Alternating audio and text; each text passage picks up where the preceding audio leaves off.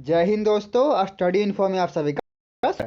दोस्तों हम बात करेंगे, कल एक नोटिस आई थी 18 जून 2021 को, उसी के बारे में कि क्या यह नोटिस छात्रों के हित को देखकर दिया गया है या जो प्रोटेस्ट होने वाली है 21 जून को उसके डर से आयोग ने इस नोटिस को जारी कर दिया। क्योंकि आयोग चाहती तो पहले भी जारी कर सकती थी। और इसमें जो स्पीड का वर्णन है, क्या नियमावली में उसका जिक्र है कि नहीं है, पंचायत सचिव में टाइपिंग होगा कि नहीं होगा, और अब जो माहौल बन रहा है इस माहौल में छात्र को क्या करना चाहिए, क्या कोर्ट केस करना चाहिए या नहीं करना चाहिए, तमाम बात पर चर्चा करेंगे। लास्ट में प्रोटेस्ट है उस पर भी करेंगे चर्चा। तो इस वीडियो को पूरा देखें ताकि आपको पूरी बात समझ में आए। तो चलिए इस वीडियो को शुरू करते हैं। दोस्तों सबसे पहले इस नोटिस का यही कहना है कि न्यूनतम कोटिवार जिन्होंने भी मेंस पास किया है सबको टाइपिंग देना है। तो देखा जाए तो लगभग 45,000, इससे पहले भी बता चुका है आयोग, लगभग 45,000 का टाइपिंग होने जा रहा है। और हो सकता है कि 5-6 हज़ार जो भी बंदे हैं वो टाइपिंग नो किए हों। तो ये तो रहा, सभी का टाइपिंग होगा तो लिस्ट में सभी का नाम रहेगा, घबराए नहीं, जिनका भी नाम है वो टाइपिंग करते रहे। उसके बाद क्या बताया गया कि टंकन जांच कंप्यूटर पर होगी, हिंदी एवं अंग्रेजी में। मंगल फॉन्ट, हिंदी की जो टाइपिंग टेस्ट होगी वो मंगल फॉन्ट में होगी, रेमिंगटन जेल में। यहाँ पे सबसे बड़ा बदमाशी आयोग ने यही किया कि ये जो मंगल फॉन्ट है, 27 जनवरी को एक नोटिस आई थी, चाहती तो उस दिन भी बता देती कि रेमिंगटन जेल की इंस्क्रिप्ट या सीबीआई, क्योंकि बहुत सारे छात्र तीनों में कर रहे थे, कोई इसमें कर रहे थे कोई इसमें कर रहे थे, लेकिन अधिकतर छात्र रेमिंगटन जेल पे ही कर रहे थे। तो उनके लिए तो बढ़िया बात है, और जो कोई और लेआउट पे कर रहे थे उनके लिए तो खतरे की घंटी है। उसके बाद हिंदी टाइपिंग के लिए बताया गया 30 वर्ड प्रति मिनट, और इंग्लिश के लिए क्या बताया गया है, 35 वर्ड प्रति मिनट। और इंग्लिश का जो लेआउट है, न्यू रोमन फॉन्ट का क्यूवर्टी कीबोर्ड होता है उस पर लेआउट इंग्लिश टाइपिंग होगा। तो अब बात रही टाइपिंग स्पीड 35 और हिंदी 30। तो मैंने कल रात में नियमावली पढ़ा, मैं उतना पढ़ता नहीं था, लेकिन मैंने देखा कि आखिर क्या सच्चाई है क्या नहीं। क्योंकि कुछ यूट्यूबर हैं वो कह रहे थे कि इतने पोस्ट पे टाइपिंग है, इतने पे नहीं है। तो मैंने यही पाया कि पोस्ट कोड 16, 17 और 32 के नियमावली में ही सिर्फ टाइपिंग स्पीड का वर्णन है। वो भी टाइपिंग स्पीड कितना वर्णन है, 30 और 40। बाकी पोस्ट पे टाइपिंग स्पीड का वर्णन नहीं है।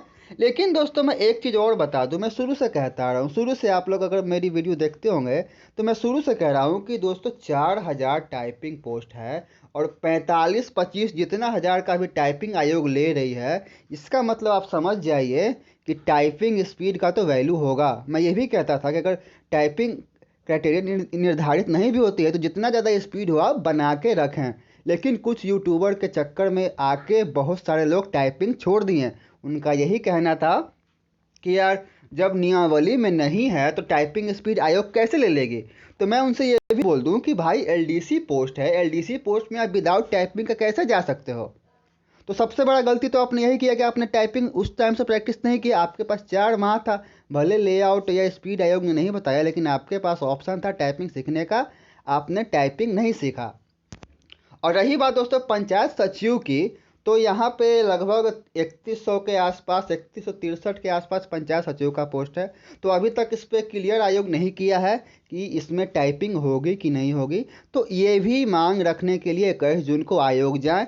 और बहुत सारे सवाल भी हैं कि अभी तक स्पीड तो बता दिया, एक्यूरेसी आयोग ने नहीं बताया। उसके साथ साथ हिंदी इंग्लिश क्या दोनों में पास होना ज़रूरी है या सिर्फ एक में पास होना ज़रूरी है, क्योंकि बहुत लोगों ने सिर्फ इंग्लिश दिया है, बहुत लोगों ने दोनों दिया है। उसके बाद एक चीज़ और, ये भी तो कहीं ऐसा तो नहीं ना है कि ये जो टाइपिंग स्पीड है ये सिर्फ कुछ पोस्ट के लिए है, क्योंकि अभी तक कंप्यूटर टाइपिंग का मतलब आयोग ने नहीं बताया है कि कंप्यूटर टाइपिंग मतलब हिंदी या इंग्लिश। तो ये भी सबसे बड़ा कन्फ्यूजन है। उसके साथ साथ 42 पोस्ट में कितने पोस्ट पे इंग्लिश टाइपिंग ज़रूरी है या कितने पोस्ट पे हिंदी टाइपिंग ज़रूरी है, या दोनों में से कोई एक पास होना ज़रूरी है, ये भी अभी तक आयोग ने नहीं बताया है। तो सबसे बड़ा गलती आयोग यही भी किया है। और एक चीज़ और कि यहाँ पर आयोग 2 पार्ट में छात्रों को बांट दिया है। 21 जून को जो आने वाले भी थे ना, वो अब स्पीड बनाने के चक्कर में आयोग नहीं आएंगे। तो मैं उनसे यही कहूँगा कि आपके पास आज का टाइम है, कल का टाइम है, आप दिन भर टाइपिंग करें, लेकिन 21 जून को 3-4 घंटे के लिए आयोग ज़रूर आए। और अब बात करते हैं कोर्ट केस की। देखिए दोस्तों, नियमावली में तो वर्णन नहीं है, लेकिन एक बात और आप जान लीजिए, आयोग से बढ़कर कोई नहीं है। जैसे दरोगा आयोग मेडिकल वाले देखते रह गए, आगे मेरिट बन गया, अब वो लोग ज्वाइन भी कर लेंगे।